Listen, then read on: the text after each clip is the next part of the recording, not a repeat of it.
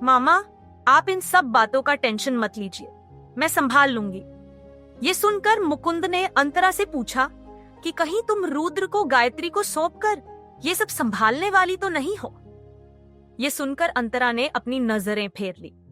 मुकुंद ने आगे कहा कि बेटा, मैं जानता हूं कि तुम्हारे माँ बाप ना होने की वजह से मैंने तुम्हें पाला है, इसलिए तुमने गायत्री के लिए हर बार कुछ ना कुछ त्याग किया है, लेकिन अब बस हो गया। अब तो तुम्हारी अपनी एक जिंदगी होनी चाहिए ना, और मैं चाहता हूं कि तुम अब अपनी जिंदगी में खुश रहो। ये सुनकर अंतरा की आंखें लाल हो गई। उसके लिए उसके मामा की जगह कोई नहीं ले सकता था। अंतरा ने अपना सर हाँ में हिलाते हुए कहा कि मैं खुश हूं, आप बिल्कुल फिक्र मत करो।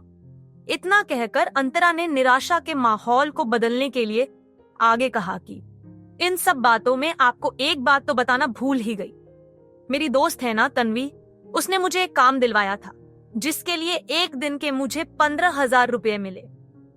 ये सुनकर मुकुंद बहुत खुश हुआ और उसने कहा, अरे वाह, भगवान तेरी उस दोस्त का भला करे बेटा, उसे मेरी तरफ से भी शुक्रिया अदा करना। जवाब में अंतरा ने कहा, जरूर करूंगी मामा। उसके बाद दोनों ने यहाँ वहां की बातें की। बातों बातों में अंतरा ने मुकुंद को अपने पिता के बारे में पूछा, जिसे उसने देखा तक नहीं था। मुकुंद के पास भी अंतरा के पिता के बारे में ज्यादा जानकारी नहीं थी। उसने अंतरा से कहा कि मुझे बस दीक्षित नाम याद है बेटा, लेकिन ये भी नहीं पता कि वो उसका नाम था या उसकी सरनेम, और बस इतना याद है कि उसके परिवार की आर्थिक स्थिति कमजोर थी। तेरे सुधीर मामा और मैं, हम दोनों ही तेरी माँ और उसके रिश्ते के खिलाफ थे, लेकिन वो दोनों नहीं माने, और आखिर में तेरी माँ प्रेग्नेंट हुई, इसलिए मजबूरन मैं और सुधीर उसके घर शादी की बात करने गए।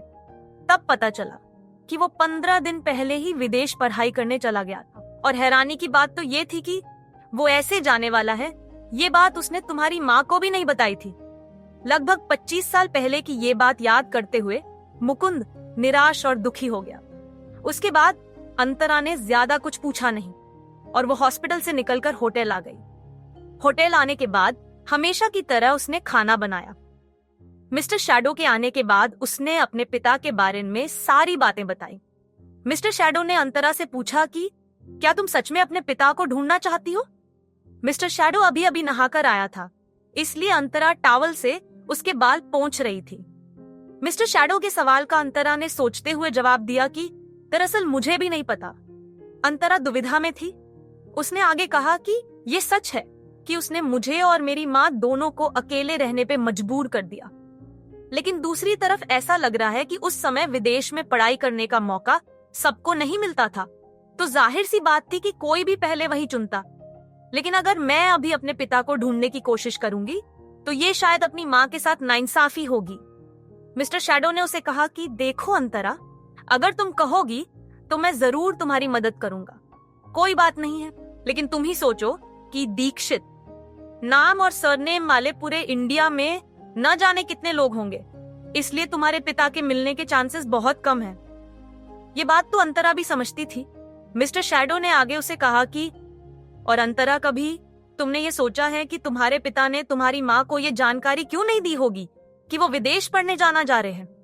क्या तुम्हारे पिता को ये लगा होगा कि तुम्हारी माँ उसके वापस आने का इंतजार नहीं करेगी?